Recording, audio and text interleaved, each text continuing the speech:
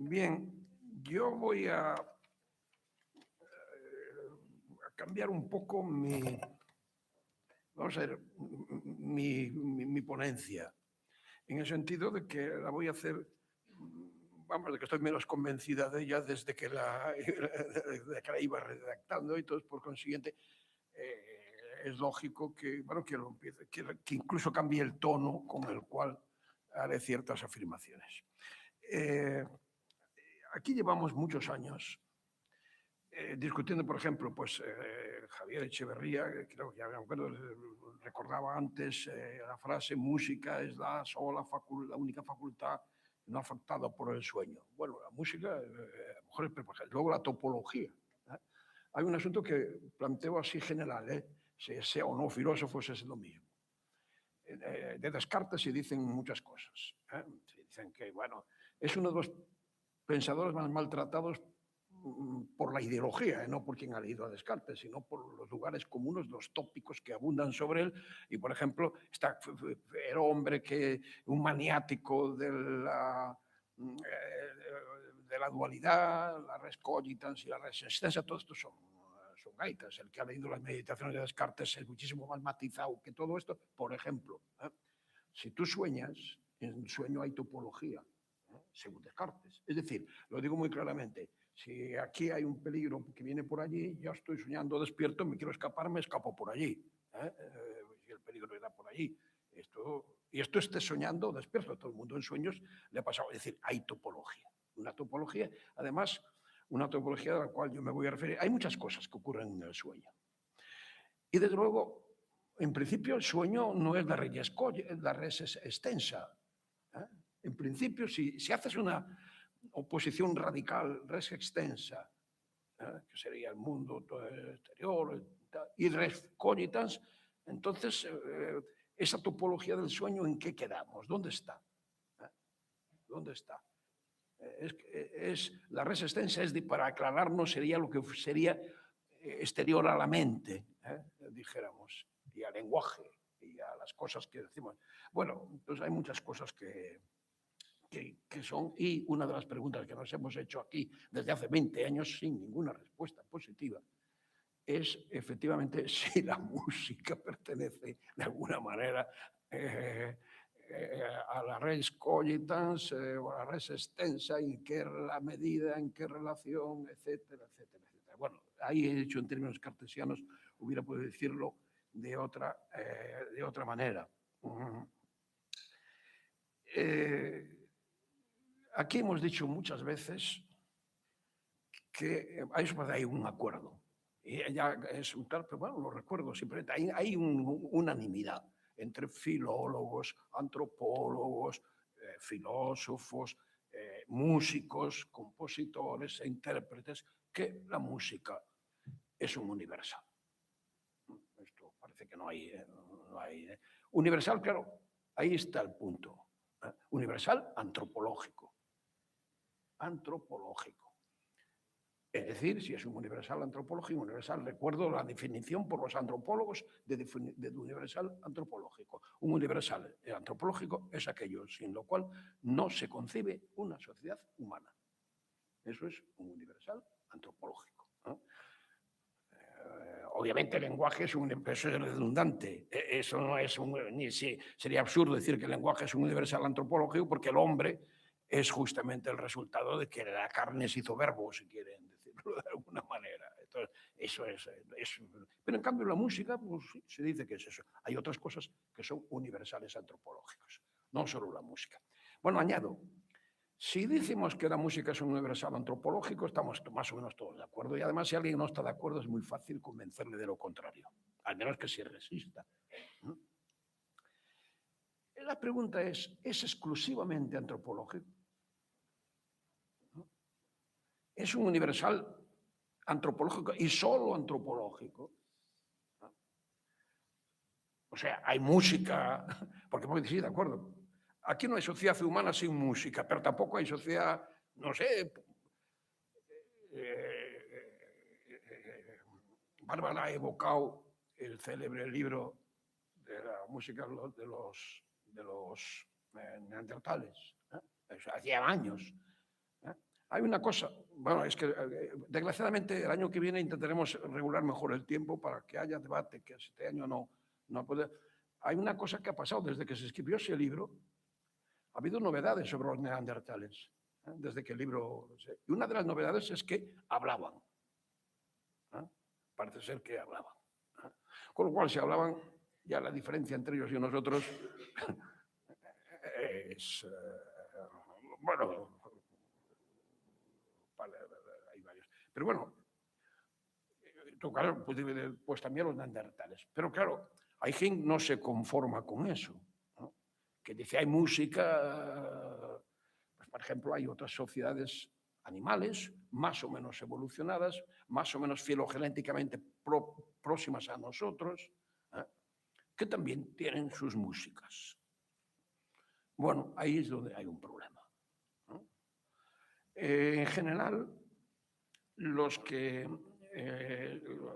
intentan hacer que bueno, pretenden, y lo digo sin... Hay que intentar reflexionar y con dialéctica, porque si todos estamos de acuerdo, pues no hay filosofía. Entonces, que hay sociedades en las cuales también hay la música, eso va, en general, tenía lo que quería desarrollar más, pero voy a sintetizar y si a lo mejor si hay un diálogo, pues igual. Esto suele ir muy en común con todas las tentativas de naturalización de la música. Sí, la música sería... Y puedes empezar de muchas maneras, ¿eh? Puedes decir, es que hay animales que también tienen estructuras musicales en sus comportamientos. Vale. Y de ahí puedes llegar a decir, es que la propia naturaleza casi es musical, vamos, una especie de parodia de la música de las esferas, tal. Y después con la complicidad de ciertos analistas, de los que no somos músicos, de los filósofos, que bueno, en principio no, como yo como profesor de filosofía no soy músico, obviamente, sino profesor de filosofía. Entonces, por ejemplo, los que no, pero tengo obligación como filósofo de ocuparme de la música, obligación, no digo afición, sino obligación de ocuparme de la música, pues entonces lo que tengo que hacer, lo primero que tengo que hacer es, de momento, coger un manual en lo cual se escribe uno de esos manuales de la técnica, un tratado de armonía, para saber qué dicen los músicos. Estés o no de acuerdo con alguno que es un intérprete, aparte de que puede ser un excelente profesor, y sin embargo no estar de acuerdo en las implicaciones de lo que dice. Eso ocurre muy a menudo. Por ejemplo, esto pasa con muchas disciplinas a las cuales los filósofos nos tenemos que dedicar. Ejemplo, absolutamente tremendo. Vamos a ver, se discute entre los científicos y sobre todo los científicos que se ocupan de inteligencia artificial, si hay o no una cosa que se llama singularidad tecnológica.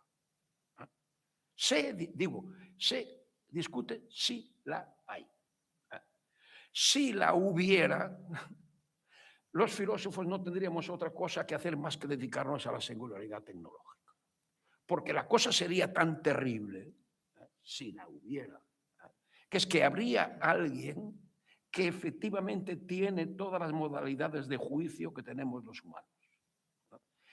Y además tendría, se ha abocado esta mañana, desde luego tendría no solo un lenguaje formal, no solo una capacidad que desde el punto de vista empírico es prodigiosa, por ejemplo, simplemente reconocimiento de dígitos, hay 900.000 dígitos manuales, tú te fallas a lo mejor en un 20%, el algoritmo no falla, o falla en muy pocos, y entonces hay un problema.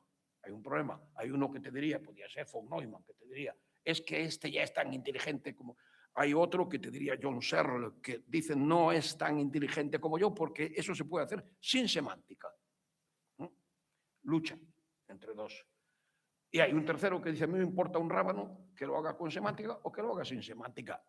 Vamos a los hechos. Y funciona mucho mejor que tú. Y por consiguiente, sí, es aquello que se parece un pato y anda como un pato, es un pato. Bueno, pues se parece y mire, esto creo que es un problema muy grave que está pasando en estos momentos con mucha gente, es lógico porque los señores del aire ya nos están convenciendo de que eso está resuelto, ¿no?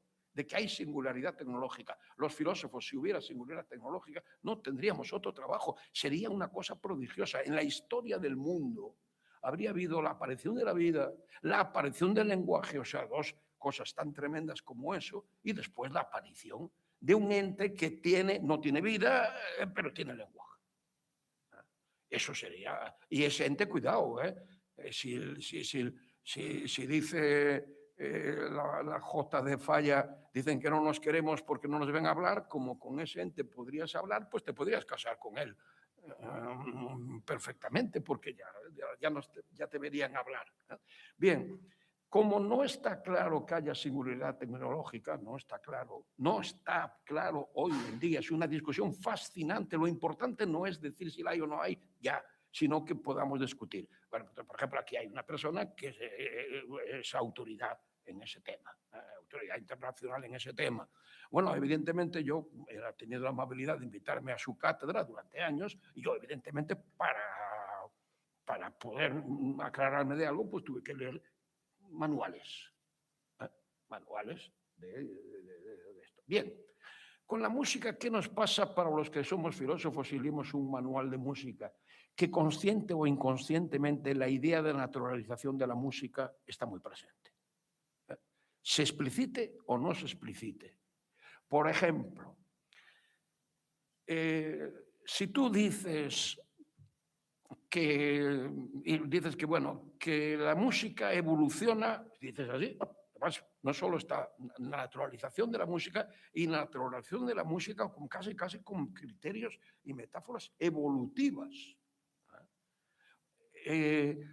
Los músicos que estáis aquí, que sois muchos, pues obviamente hay trivialidades, pues esto que efectivamente en principio, pues tú tienes un do, hay una proporción que primero sería el do a la octava, después sería el sol, después la tercera, después la sexta, natural.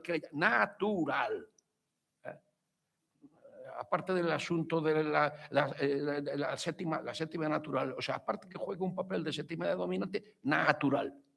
En vez de la palabra esa, natural. Y después te encuentras, bueno, pero eso forma parte de la técnica y no tendría ningún problema.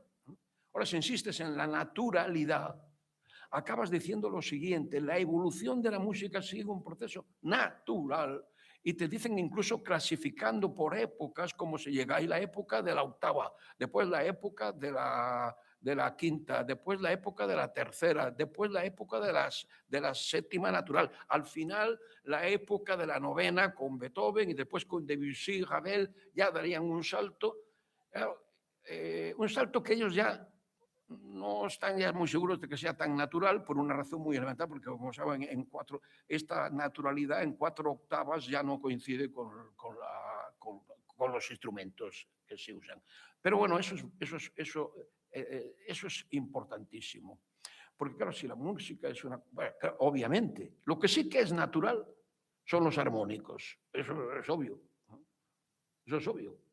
Son naturales en el sentido de que forma parte de la física. Y la física se ocupa de la naturaleza. Eso no hay ninguna duda. Y un físico, tú le das a un físico la secuencia de los armónicos y este físico puede, a lo mejor, imagínate que no sabe, sería difícil que un físico de nuestra civilización no tuviera ni idea de música ni le importara un rábano la música. Él no hablaría jamás en términos de la correspondencia entre las alturas de los armónicos y eso de que eso es un do y que si cortas la cuerda por la mitad, pues será la octava y todo eso. Esto para un físico no tiene ni pies ni cabeza. Esto es otro rollo. Bueno, es decir, sí tiene, pero vamos, es porque a ti te ha preocupado otra cosa. Otra cosa que no es exactamente la física. La música no es exactamente la física, obviamente. ¿Que depende de la física? Sí. Como todo. Voy a dar otro ejemplo, que no tiene nada que ver con la música, pero que creo que tiene su interés. Nosotros nos han dicho en la escuela que los 3 ángulos de un triángulo miden 2 rectos. Y nos han dicho en la escuela que la relación entre la circunferencia y el radio es 2pi r. ¿De acuerdo? Eso la geometría, es decir, la métrica de la Tierra. La etimología, eso sale de que vas midiendo la Tierra. Vas midiendo la Tierra y más o menos, no hay que olvidar que los geómetras griegos eran griegos, o sea, en el Mediterráneo, efectivamente la geometría se hacía así, se podía medir. Si hubieran sido en Suecia, pues se hacía afuera, esto. Vale. Es una cosa trivial, bien sabida por todo el mundo, pero bueno, conviene recordarlo porque te puedes llevar una sorpresa. Entonces tú coges en una tierra aparentemente plana, coges y trazas un segmento y le das la vuelta y mides y sale más o menos 2pi, la relación entre la circunferencia y el radio. Pero vas alargando el segmento y al cabo de un rato ya no sale 2pi. Ya bien, ¿por qué? Entonces dices, es que está esto, he perturbado el espacio, la superficie de la que estoy midiendo. Vas siguiendo y efectivamente ya cuando llegas muy larga la cuerda, llegas que es 4pi. Y dices, ¿qué ha pasado? Esto de la geometría euclidiana es un cuento, no funciona. O bien es que la Tierra no es plana. ¿De acuerdo? Pero como sigues creyendo en la geometría, antes se ha aludido a Newton de pasada, pero que es un personaje que tiene un peso gigantesco en esto. Como sigues creyendo que la geometría euclidiana es, por así decirlo, aquello que tenía Dios en la cabeza antes de la creación. Por una razón. Es que no podía tener otra, según Newton. ¿Por qué? ¿Cuál es el rollo de la creación? ¿Cuál es? Dios crea. Hágase la luz, o sea, el campo electromagnético va después evolucionando las cosas. Al final aparecemos los humanos a imagen y semejanza de él. Dios tenía una mentalidad infinita, es decir, que no hacía los números, no los contaba sucesivamente, sino los tenía como Cantor. Todos tenían la cardinalidad de todos los números naturales a la vez. Y era además espacio y tiempo. Este es el Dios de Newton. ¿Y qué quiere decir que era espacio y tiempo antes de la creación? ¿Qué es lo que había, aparte de la mentalidad infinita? Pues había un absurdo ontológico. Había distancia sin nada. Distancia sin nada, por definición. No había creado nada. Ni campo, ni materia, ni antimateria, ni nada. Distancia sin nada. Entonces, si hay distancia sin nada, si mides, ¿cómo vas a medir? Pues la geometría euclidiana. La geometría euclidiana solo funciona en la nada, es decir, en la mente. En la mente. Es puramente mental. De hecho, hay un texto de Einstein que después lo absolutamente claro a este respecto. Es una cosa rara. Por decir la ópera de una cosa rara. Y sin embargo hemos pensado muchísimas veces que la geometría, bueno, el propio Newton tenía la concepción de la geometría euclidiana, pues no tenía otra. Vamos a ver, para resumir, la geometría euclidiana no tiene existencia física.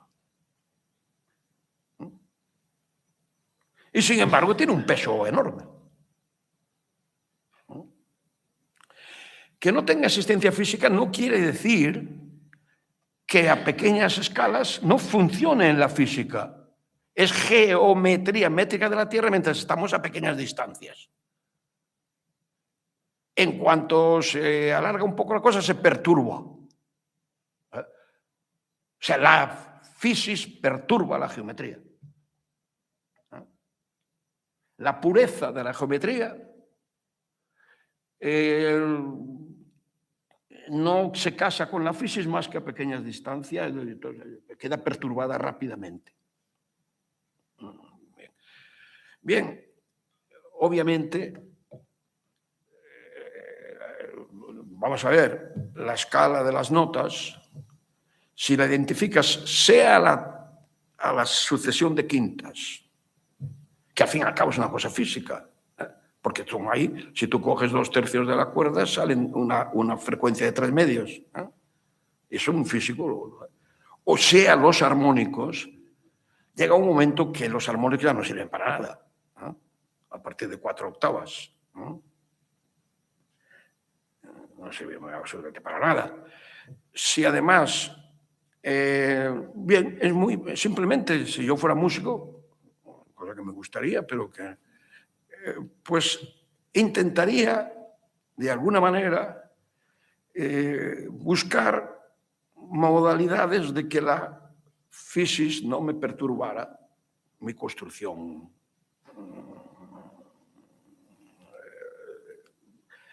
De la misma manera que el físico ha encontrado una manera de que la fisis no perturbe la geometría euclidiana. ¿Cómo?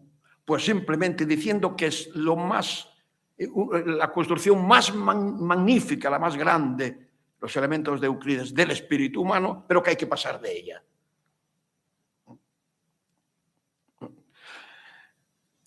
Fijaros que hay una cosa muy curiosa. Los autores a los que se identifica la geometría euclidiana durante un tiempo pensaban que ellos mismos que era una geometría imaginaria.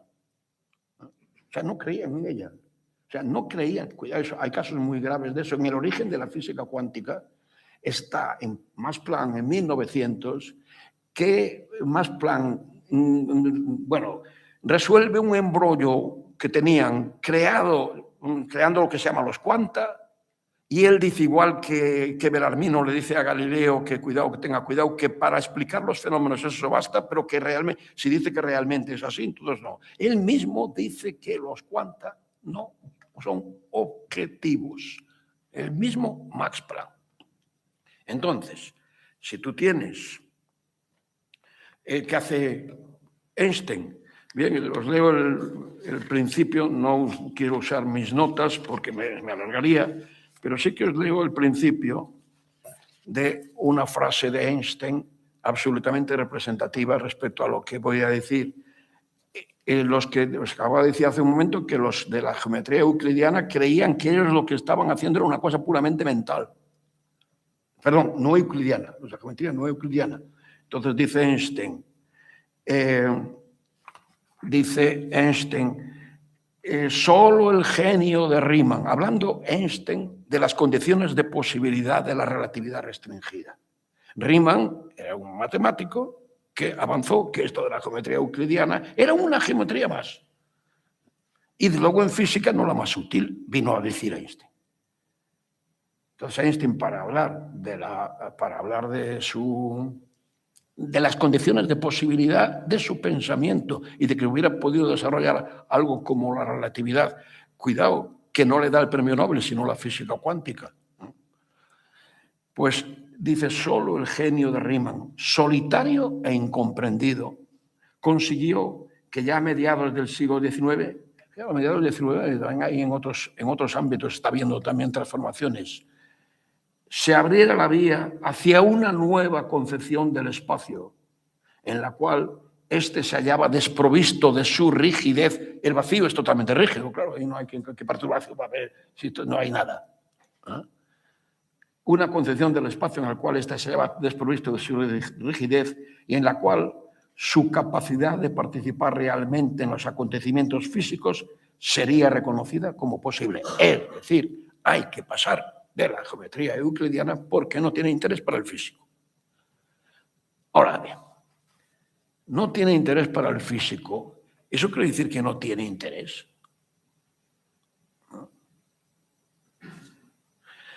Os hago una apuesta que es muy curiosa, de la razón de Einstein aquí. Si le echáis un vistazo al libro de los elementos de Euclides, donde no hay un solo fallo desde el punto de vista, la idea que ha tenido hasta Einstein prácticamente, esta idea de que esa era la geometría del mundo, por así decirlo, os hago una apuesta si encontráis una frase en la cual Euclides diga algo al respecto. Euclides habla de definiciones, postulados, axiomas y postulados y teoremas. Sobre la relación de esas definiciones, axiomas, postulados y teoremas con algún espacio fuera de la mente, no dice palabra alguna. Euclides no le puedes atribuir a él la tesis de que él está hablando de algo que no sea puramente mental.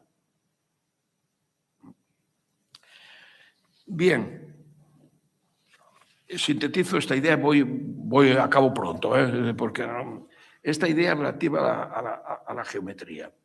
La teoría de la relatividad pone en tela de juicio la ontología newtoniana sustentada en el presupuesto de que tiempo y espacio eran determinaciones indiferentes a la materia. Habría que decir hoy a la materia, al campo y a la antimateria. Y de hecho que serían marco preexistente de la misma. Acabando con la concepción de tiempo y espacio como absolutos, cabe decir que acababa Einstein simplemente con tiempo y espacio tal como la intuición los entiende, porque evidentemente, esto es otro rollo.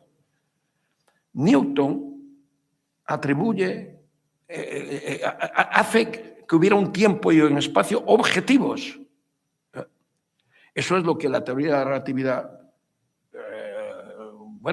aniquila como hipótesis.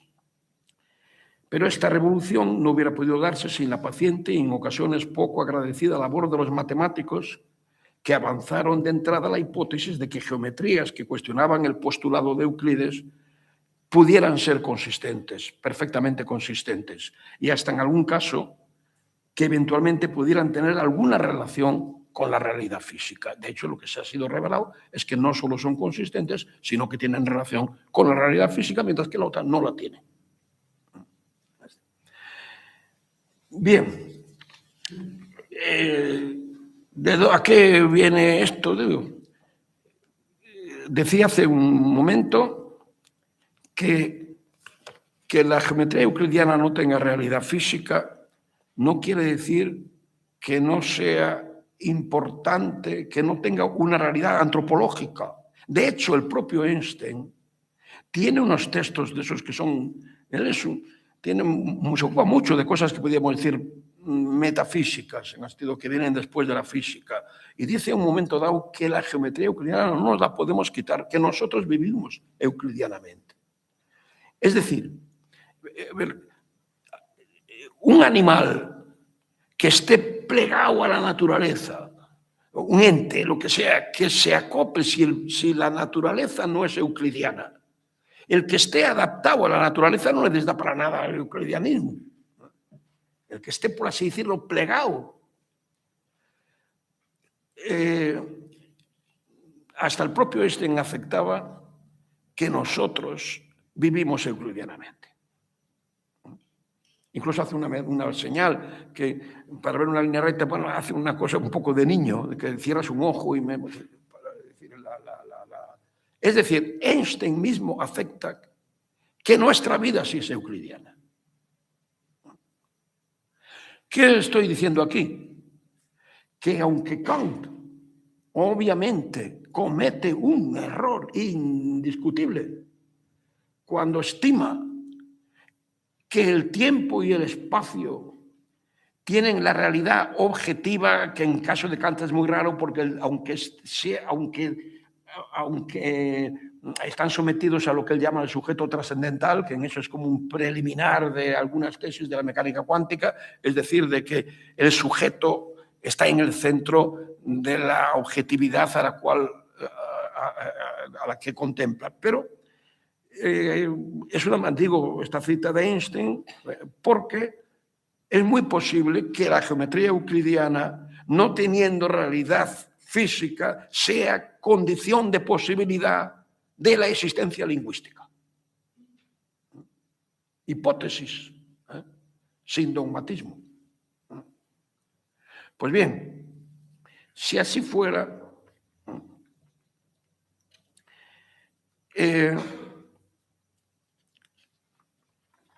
hay quizá otras cosas que también les pasa algo parecido.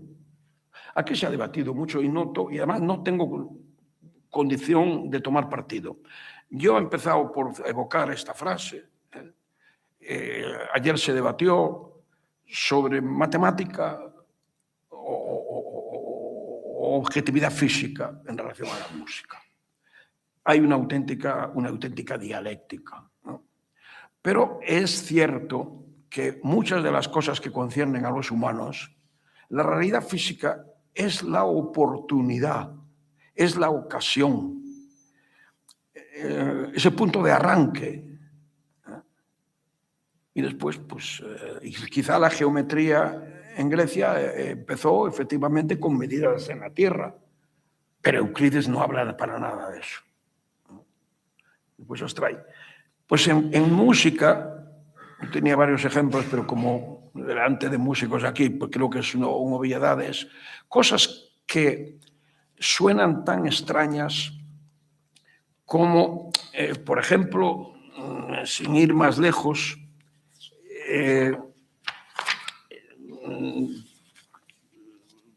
cuando el matemático flamenco Simón Estevín, en 1540, en el siglo XVI, divide la gama en 12 semitonos. Era un matemático. Está haciendo algo que después tendrá su peso. Cuando aquí hay compositores contemporáneos, pero claro, como todos los compositores contemporáneos, nadie sale de la nada, todos tienen sus antecedentes. Cuando simplemente resulta que una séptima de dominante aparece en un acorde en el cual ya no parece que juega ese papel y además se repiten en obras tan conocidas como La Pavana para una muchacha difunta, ¿cómo se dice en España?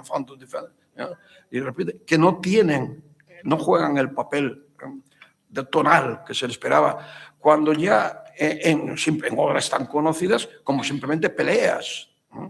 Debussy utiliza el mismo proceso, pero además eleva, y cuando utilizan esta cosa tan extraña que es la escala de tonos enteros. Es decir, precedentes que hacen que chocaban y siguen chocando en ocasiones con una concepción de la música que quizás, le digo como hipótesis, quizás está excesivamente anclada a la imagen de la música como dependiente de la realidad física. Vamos, es una hipótesis. Y voy a acabar simplemente señalando que para un físico la geometría euclidiana no es su trabajo. Aquello a lo que trabaja no responde a la geometría euclidiana. Sin embargo, le tiene mucho cariño a la geometría euclidiana. Y los niños tienen mucho cariño a la geometría euclidiana. Un niño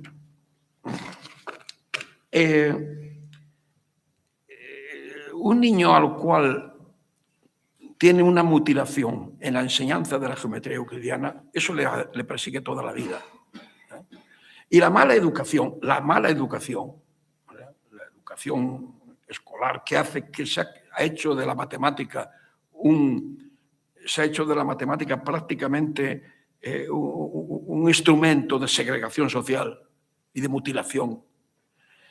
Eso persigue a los niños, pues por así decirlo, toda la vida. El niño ama la geometría euclidiana como ama la música. Creo que todo ser humano es músico. Y si no es músico, es porque le han perturbado, le han mutilado. La educación mutila, en lugar de recrear esto. Decía Platón en el Menón que el esclavo de Menón analfabeto sabía matemáticas, no había pasado por la escuela, no sabía la matemática obviamente formalizada por el profesor, pero sin embargo resuelve un problema que implica números irracionales con el método que Sócrates, porque la tesis de Platón es que la matemática es inherente a la condición humana. Pues hay razones para pensar que la música tiene algo de eso. Y ahí acabo simplemente citando una vez más un maravilloso discurso que nos hizo aquí ya Agustín García Calvo hace ya muchos años, en la cual, recogiendo un poco los temas que yo he tratado aquí, acabó con la expresión música ex lingua. O sea, no música a partir de la naturaleza, sino música a partir de la lengua. Entonces, gracias por la atención.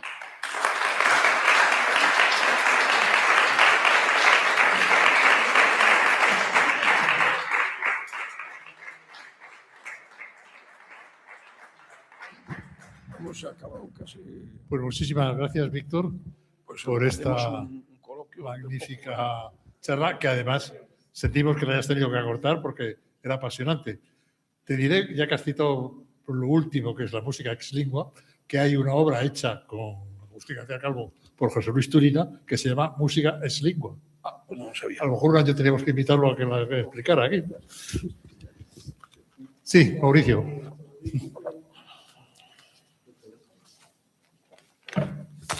¿Preguntas? Para alguno de los dos, o para los dos, a ver. Ozón. ¿Me estabas haciendo señales? Que se había dejado el teléfono. Sí.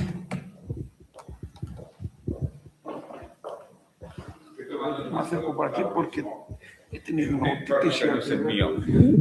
Quiero dar las gracias a los dos. Mauricio, me ha encantado todo lo que has hablado, pero mi pregunta va directamente para Víctor. A ver, respecto a la singularidad, estamos ante una ventana ya casi abriéndola, falta la iniciativa. El día que haya iniciativa en todo lo que pasa en el mundo desde el 1 de diciembre del 2022, habrá también creatividad, pero falta la iniciativa. Estamos a punto de conseguirlo, la singularidad. Es mi opinión. Sé que hay personas que dicen que ya están ahí la iniciativa, pero yo creo que todavía no. No hay una máquina que se levante por la mañana y diga voy a construir una novena o la primera sinfonía, porque no. Pero estamos a punto. Yo después del 1 de diciembre del 2022 me creo cualquier cosa que pueda pasar. El cambio que viene es increíble, pero bueno, decir que eso respecto a la singularidad, respecto a las geometrías, ¿qué voy a decir? Vivimos en el mundo de euclidiano, totalmente, queramos o no queramos, hay problemas no resueltos, pero no hace falta irse muy lejos. Mi concepto del tiempo hoy, a mis 60 y tantos años, no es lo mismo que mi concepto de tiempo con 18 años. Mis vacaciones de hoy no las veo, y cuando yo era estudiante de primero de carrera, mis vacaciones eran eternas. Entonces, el tiempo, ahí nos estamos acercando más al caso de Einstein. Espero irte a hablar enseguida de la relación entre los trabajos de Einstein y de Bohr. Sin más, gracias. O sea, es un placer haberte escuchado.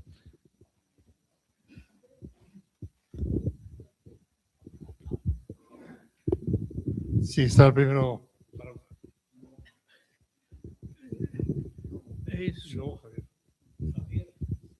Bueno, quería dialogar con Mauricio en el contexto de los elementos que has elegido para argumentar sobre tu proceso intelectual asociado a la música. Te has traído como un testimonio libreto de Nono y hemos tenido la fortuna de compartir su amistad. En el primer número monográfico dedicado a Nono en España me encargué yo de recogerlo y algunas tardes en Giudecca con Bastiana y hojeando restos, una comida con Polini y Nono, Massimo, también Cacciari, en Venecia, preparando precisamente un concierto sobre Nono, un homenaje a Nono europeo a todos los efectos, en los que Mauricio interviene con gran emoción. Tú representas un tipo de compositor, es mi perspectiva, en la que hay una fidelidad extrema a la invención de ese espacio sonoro, interpretado desde registros que se han mantenido pero se han modificado. Nono escribe aquel maravilloso texto, El tono Monteverdi, ¿te recuerdas? Entonces esa lectura con Gesualdo, con Monteverdi, lo que ellos hacen, ¿por qué nosotros no lo podemos hacer ahora? Pero ahora no lo podemos hacer, es la ruptura con Darmstadt en la que estaba Tomás. Entonces, abandonar Darmstadt, el tête a tête con Stockhausen, la libertad de recuperar un nuevo espacio sonoro, un nuevo cromatismo, ese paseo por la calle, ese timbrato que acompaña el sonido, ese viajar a las periferias. Aquella carta desde Polonia dice qué bien se socializa en Polonia, que lo hemos comentado, o el regreso de Cuba tantas veces, o justamente el Wissenschaftskolleg, que lo visité repetidas veces, pues generaba todo un viaje. Recuerdo el último encuentro subiendo el ponte de la academia, vestido con su loden largo, en la mano quería musicar Numancia de Beethoven de Cervantes, diciendo, pero lo que me interesaría es hacer la Pentesilea, hacer una Pentesilea maravilloso de Kleist, un músico, poeta, que lo marcó totalmente en los últimos años. En su mesilla de noche, ante la muerte, estaba la Pentesilea, que desapareció. Yo creo que fue, no voy a decir quién, pero alguien se llevó la Pentesilea de aquella tarde. Al verte, que te he seguido tan de cerca y con tanta admiración, con esos crossing tan generosos que haces, temerarios a veces, esa seguidilla última, ese toque con Arcángel que tuve ocasión de ver muy de cerca y muy emocionado, hace que el mundo de la música se haya vestido de todos los posibles registros que atraviesan y que articulan mejor que nadie las diferentes artes. La relación con Sean, ¿te recuerdas? En el Hospital Real de Granada, que escribí el texto, era ese momento tan emocionante que comenzaba, estaba la orquesta en el centro, los cuadros en el crucero iban apareciendo, se iluminaban, se dormían. Ahí lo que justamente me interesa es que al final hay una poética, no solamente hay un lenguaje, hay un desafío. Yo en eso soy muy schilleriano,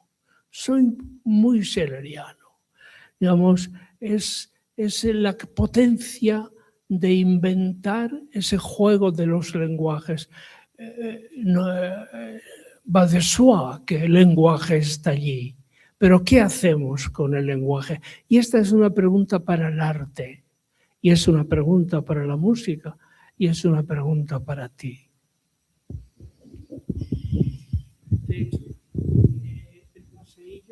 3.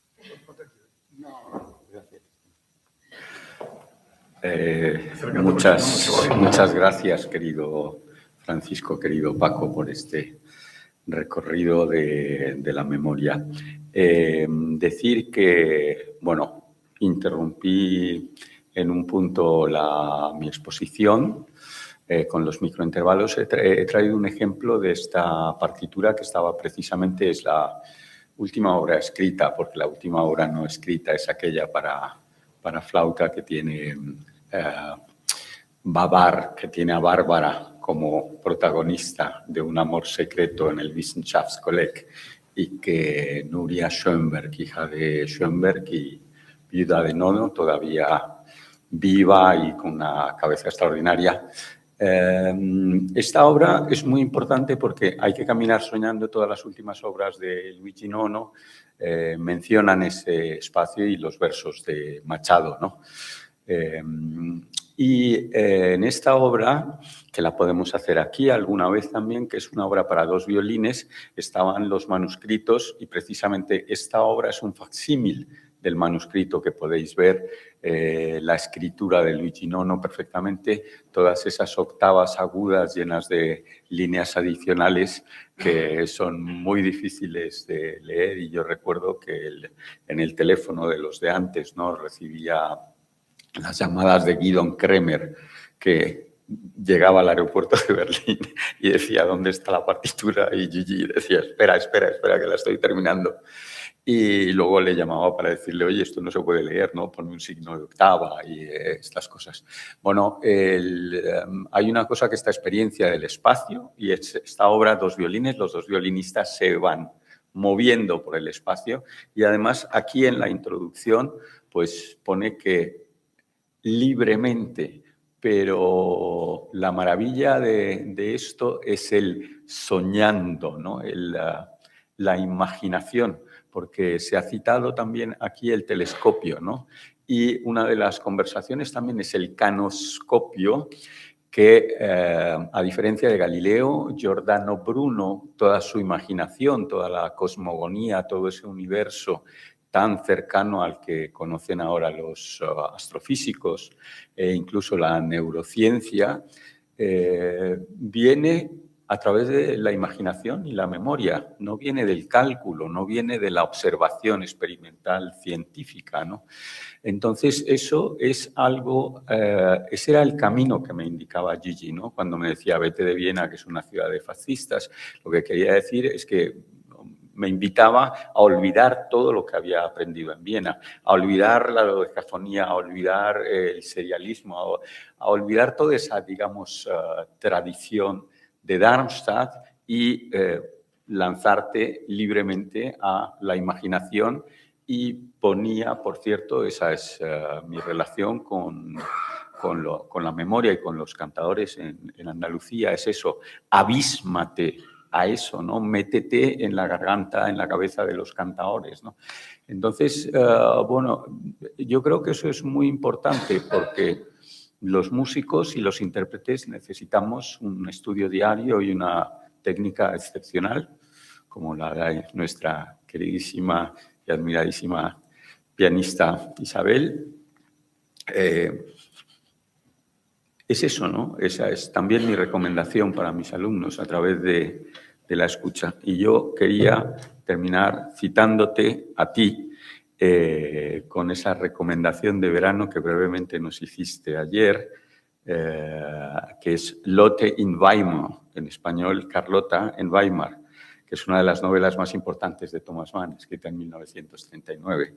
Y la citaste ayer y quería recordarlo y reforzarlo como una preciosa lectura de verano. Muchas gracias.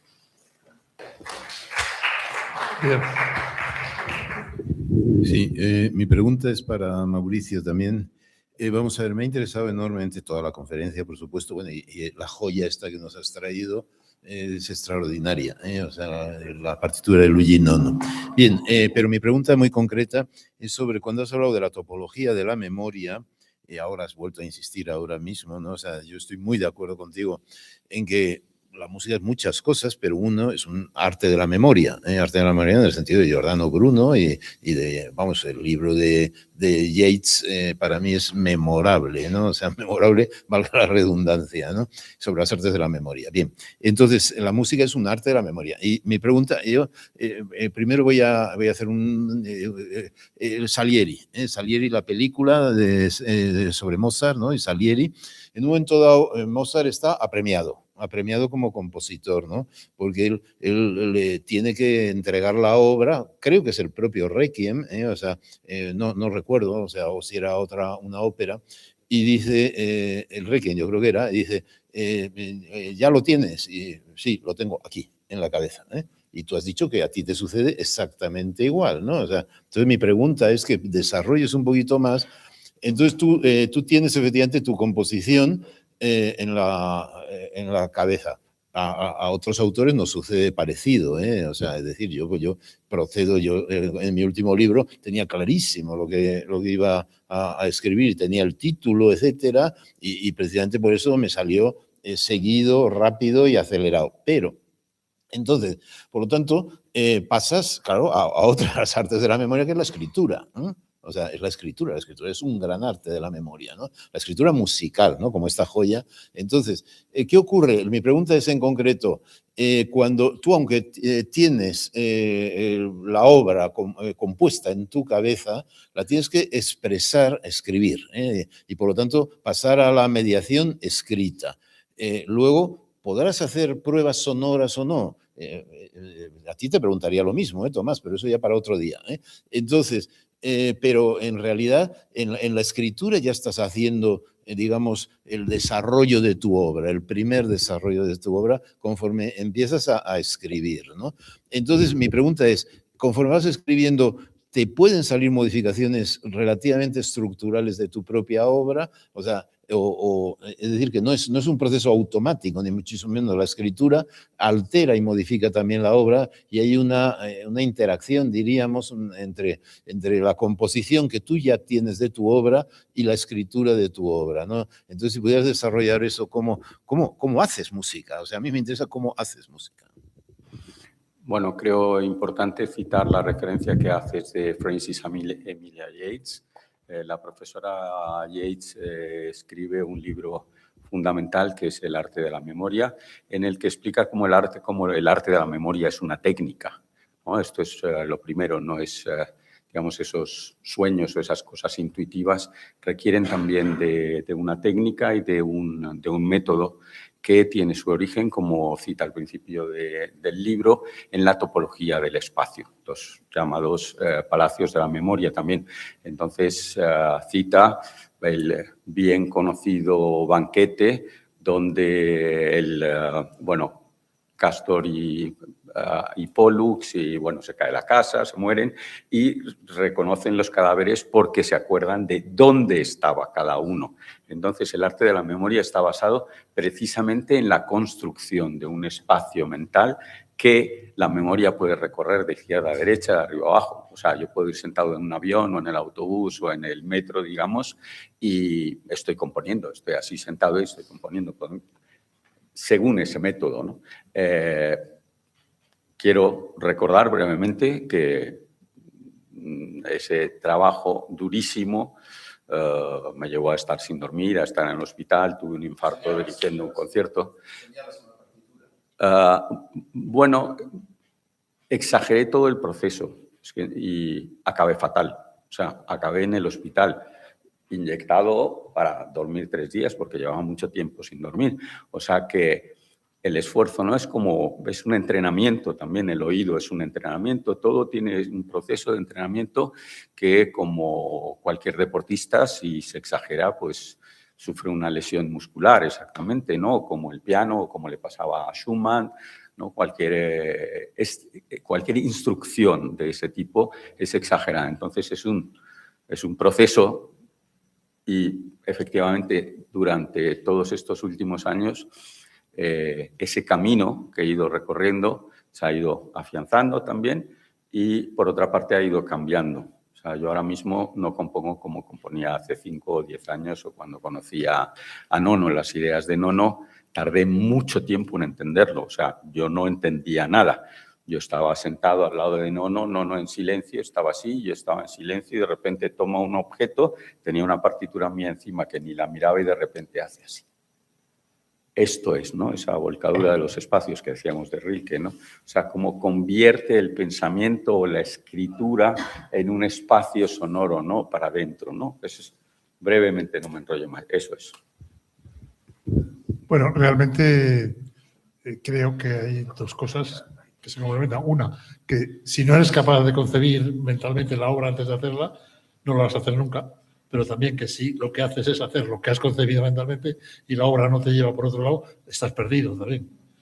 Y luego complementa eso Pasolini. Acordaos aquel famoso escena en la que hay un pintor pintando un enorme cuadro, bueno, en realidad es un fresco, y dice, ¿por qué molestarse si puede uno concebir una obra maestra en plasmarla luego? Que te va a salir peor, quería decir. Quizás debíamos... Bien, pues vamos a cerrar porque se nos hacen las 2:30. Muchas gracias a todos por haber asistido a este seminario, que creo que ha sido particularmente coherente en cuanto a su contenido de seminario y en cuanto a su conexión con la Semana de la Música, que ha sido mucho más orgánica que otros años. Y ya convocarles para el año que viene. Si quieren venir el año que viene al seminario, el seminario empezará el día 6 de julio, que es martes, y durará hasta el sábado de esa semana. Y estará en parte conectado con la conexión del centenario de Rilke, que se va a celebrar por parte de la Sociedad Rilke Internacional en Ronda, pero en septiembre. Entonces, vamos a seguir haciendo lo nuestro aquí. Los rilkerianos vendrán en septiembre y lo que sí haremos es hacerlo como un conjunto de homenaje a Rilke durante todo el tiempo. Eso no quiere decir que el tema del año que viene sea Rilke, todavía no está definido el tema. Y, sin embargo, pues la gente de Rilke presumiblemente nos mandará gente para intervenir en este seminario y nosotros intervendremos alguno en lo que hagan sobre Rilke. Pero vamos a estar juntos, pero no revueltos, quiero decir. Muchas gracias por todo.